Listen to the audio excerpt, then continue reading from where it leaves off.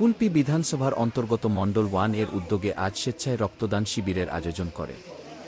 এই মহতী উদ্যোগে উপস্থিত ছিলেন মথুরাপুর সাংগঠনিক জেলা যুব মোর্চা সভাপতি নিতাই দাস মহাশয় ও অন্যান্য জেলা নেতৃত্ব।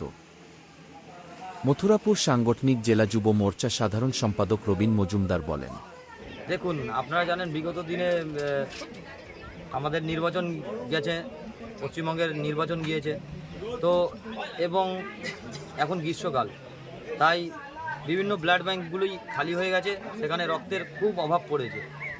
তাই আমাদের কাছে কিছু সূচনা আছে যে পশ্চিমবঙ্গের বিভিন্ন কোনায় কোনায় রক্তের অভাব পড়েছে। তাই আমরা ভারতীয় জনতা পার্টির এবং ভারতীয় জনতা যুব মোর্চার পক্ষ থেকে এই মহতী উদ্যোগে সামিল হয়েছি এবং আমরা বিভিন্ন বিধানসভায় বিভিন্ন মণ্ডলে মণ্ডলে এই কর্মসূচি পালন করছি, যাতে আগামী দিনে কোনো মানুষ রক্তের অভাবে না মারা যায়। তাই এই রক্তদান শিবির আমরা জেলায় জেলায় করছি। রবীন মজুমদার, সাধারণ সম্পাদক, মথুরাপুর সাংগঠনিক জেলা যুব মোর্চা।